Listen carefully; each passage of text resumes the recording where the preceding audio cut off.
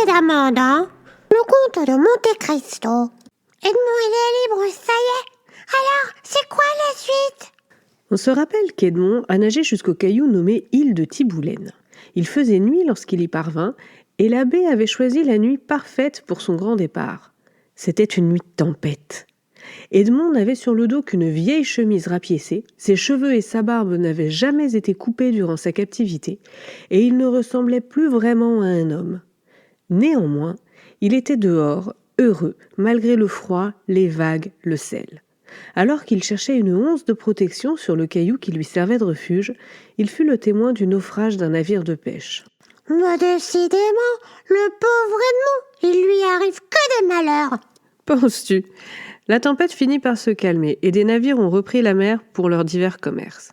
Un navire s'est approché de l'île de Tiboulène et ce fut pour Edmond l'occasion de quitter son rocher, mais il avait besoin d'une histoire crédible pour ne pas retourner en prison. Il va en inventer une? Il va récupérer un bonnet qui a survécu au naufrage et se faire passer pour le seul survivant de ce dernier. Et c'est ainsi qu'il va faire la rencontre d'un équipage de contrebandiers. Tu crois des contrebandiers? Des commerçants qui ne payent pas les impôts qu'ils doivent au gouvernement. Oh, c'est pas très légal, ça. Non, mais pour Edmond, c'est une bonne solution. Personne n'a intérêt à le dénoncer, et malgré ses 14 ans de captivité, c'est un très bon marin, qui va faire des rencontres dans tous les ports de la Méditerranée. Puis un jour, son capitaine lui annonce qu'un échange de marchandises doit avoir lieu sur l'île de Monte Cristo. Mais c'est l'île avec le trésor dedans. Oh, comment il va faire? Edmond est rusé, comme tu le sais. Il va tranquillement attendre qu'une occasion de récupérer le trésor se présente d'elle-même. Il va fouiller l'île et lorsqu'il aura trouvé une trace de ce qu'il recherche, feindre un accident. Mais c'est dangereux de faire semblant d'avoir un accident. On pourrait tomber, on pourrait se faire mal pour de vrai. Tu n'as pas tort, petit cœur. Et c'est exactement ce qui est arrivé à Dantès. En tombant d'une falaise, il s'est cogné la tête. Il en a profité pour jouer les grands blessés et convaincre le capitaine de partir sans lui. Une fois convaincu qu'il est seul, il part en quête de son trésor. Mais alors, comment il va faire pour trouver le trésor? Il va suivre les indications de l'abbé Faria et son propre instinct. En observant les alentours, il a vu des crevasses creusées de la main de l'homme. Il a repéré une crique presque invisible, assez grande pour y cacher une petite embarcation. Et c'est là qu'il a commencé ses recherches. Celles-ci furent longues et fatigantes. Mais il finit par le trouver au cœur d'une grotte, caché dans un mur, un coffre empli de pièces, de lingots et de pierres précieuses. L'abbé Faria, il avait vu juste. Il savait pour le trésor. Edmond, il est sorti d'affaire. J'adore cette histoire. Elle finit bien. Attends, nous n'en sommes qu'au début. Quoi? Mais Edmond, il a tout pour être heureux. Il a vécu heureux jusqu'à la fin des temps. Et voilà comment ça devrait se finir. Tu oublies qu'il a promis de se venger? Ah oui, c'est ça que j'avais demandé. Une histoire de vengeance. Alors, comment il va faire? Pour commencer, il doit quitter l'île de Monte Cristo. Ouais, c'est logique, ça. Il attend donc le retour des marins, qui avant de le laisser lui ont promis soit de revenir le chercher, soit de lui envoyer un autre navire. Ils reviennent, la bouche pleine de récits, et reprennent la mer pour aller à Livourne. Là, Edmond vend ses plus petits diamants, offre une barque à Jacopo, qui est un des marins qui l'a secouru, et lui demande d'aller chercher des nouvelles de Louis Dantès, son père, et de Mercedes, une jeune fille du village des Catalans. Et pour lui-même, Edmond achète un yacht. Les deux hommes ont pris rendez-vous sur l'île de Monte Cristo. Il va pas apprendre des bonnes nouvelles, hein? Pas vrai? Non, Louis Dantès est décédé. Quant à Mercedes, elle a quitté la ville. Edmond part à Marseille revoir les lieux de son enfance, racheter la maison où il a grandi et questionner les habitants de son ancien quartier, avant de quitter la ville. Et il va apprendre quoi de ces gens-là? Que Caderousse a une auberge sur la route de Bellegarde, à Beaucaire. Caderousse. Le bruit? Et alors, Edmond va aller le rencontrer pour en apprendre un peu plus sur ce qui lui est arrivé et sur ce que sont devenus ceux qui l'ont enfermé dans un cachot. Il va se faire passer pour un abbé et obtenir de Caderousse qu'il lui raconte l'histoire d'Edmond. Moi, Caderousse, il ne dira même pas la vérité. Détrompe-toi, petit cœur. Rappelle-toi, Caderousse a été témoin de la scène, mais au final, il n'a rien fait, ni pour aider Edmond, ni pour lui nuire. Il dira donc à l'abbé toute la vérité sur ce qui est arrivé à Edmond et à ceux qui l'ont trahi. Et il va apprendre quoi, Edmond déguisé en abbé? Ce qu'il soupçonnait déjà, que Fernand et Danglars avaient comploté contre lui et que Caderousse en fut le témoin.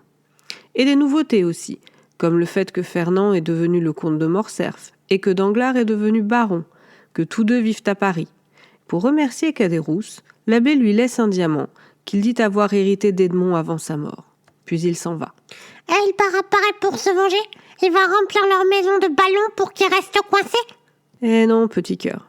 Il repart à Marseille, où il va se faire passer pour le représentant d'une grande banque londonienne ayant des intérêts dans la maison Morel. Tu te rappelles? L'armateur qui a pris soin d'Edmond. Ah oui, celui qui a aussi aidé le papa d'Edmond avant qu'il meure. Celui-là même. Figure-toi que sa maison allait bien mal. Il avait perdu plusieurs bateaux en mer et était au bord de la faillite. Oh non, Edmond il va pas le laisser comme ça quand même. Et non. Et c'est pour ça qu'il retourne à Marseille, où il apprend qu'un des investisseurs de la maison Morel n'est autre que l'inspecteur des prisons. Sous prétexte de racheter sa créance, il demande à consulter les registres des prisonniers et notamment celui de l'abbé Faria. Évidemment, c'est une ruse pour amener l'homme à lui parler un peu d'Edmond, ce que l'homme fait sans hésiter. Edmond Dantès est mort en mer lors de sa tentative d'évasion. L'homme le laisse consulter les registres et Edmond en profite pour consulter son propre dossier, où il découvre que Gérard de Villefort ne l'a pas trahi qu'une fois. Le félon? Mais il a encore pire que ce que je pensais, lui. Oui, mais pour comprendre sa seconde trahison, il faut revenir en arrière, pendant la captivité d'Edmond. Peu de temps après son incarcération, l'empereur est revenu au pouvoir. Monsieur Morel en a profité pour essayer de faire libérer Edmond, disant qu'il avait activement participé au retour de Napoléon. Mais Villefort n'a jamais transmis la lettre, et après la seconde abdication de Napoléon, 100 jours après son retour, Edmond était perdu. Gérard de Villefort, décidément, je l'aime pas du tout, du tout, du tout. Edmond non plus. Après ça, il rencontre l'armateur Morel, qui lui apprend la triste nouvelle. Le Pharaon, le dernier bâtiment de la maison Morel, a coulé. Il est ruiné. Oh non, les gentils sont punis, les méchants sont récompensés. C'est pas juste du tout cette histoire. Mais que penses-tu qu'Edmond va faire? Punir les méchants, les enfermer avec des nounours en colère.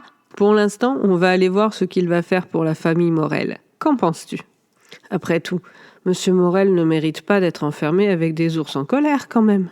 Ah ouais, c'est vrai ça. Lui, il mérite pas ça, lui, c'est un gentil. Lui, il a le droit à des gentils nounours, comme moi. Edmond va donc à nouveau se faire passer pour le représentant d'une banque londonienne et accorder un délai pour le paiement des dettes de l'armateur.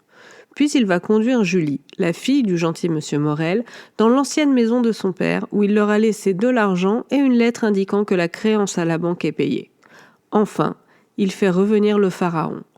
La famille Morel a maintenant assez de moyens pour relancer son activité. Edmond, c'est vraiment un ange en vrai.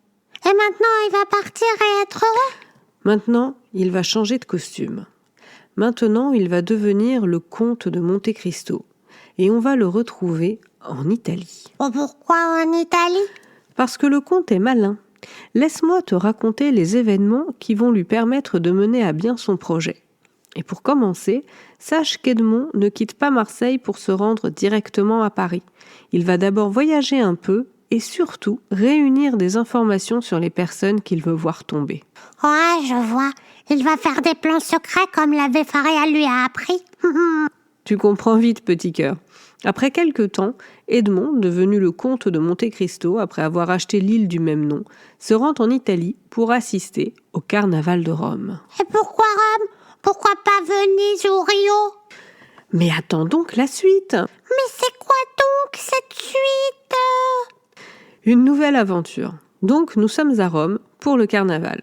Ce sera l'occasion pour le comte de rencontrer deux jeunes gens, dont l'un l'intéresse tout particulièrement, le vicomte Albert de Morcerf. Ça ne te dit pas quelque chose? Attends, je réfléchis. Caderousse, il n'avait pas dit que Fernand, le faux frère, il était devenu le comte de Morcerf? Le vicomte Albert, alors, c'est son fils? Mais bravo, tu es très attentif, petit cœur.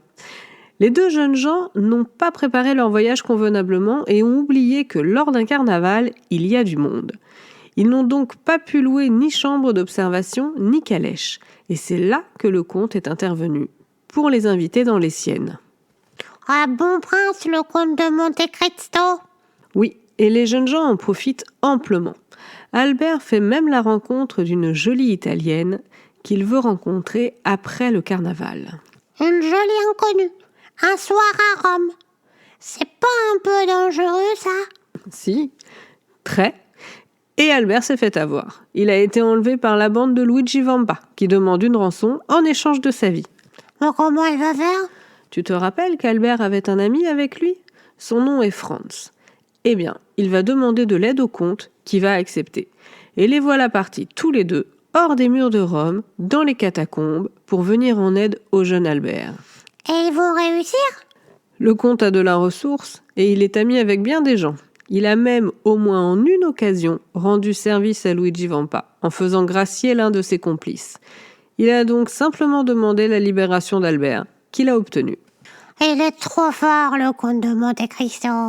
Oui, et en plus, en faisant ça, il a gagné l'amitié d'Albert. Et pourquoi c'est utile?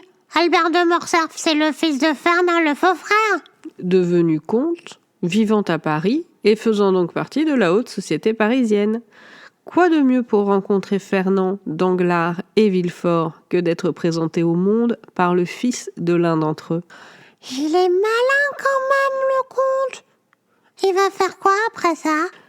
Aller à Paris et rencontrer toute la haute société. Rendez-vous est pris chez Albert pour le 21 mai à 10h30 du matin. Ça y est, le comte part à Paris. La vengeance va commencer. Et oui, petit cœur, tous les pions sont en place. Edmond a récompensé ceux qui le méritaient et a endossé le costume du comte de Monte Cristo.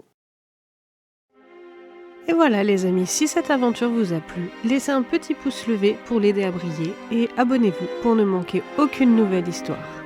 Moi, je reviens ici dans une semaine pour un nouveau voyage. À bientôt!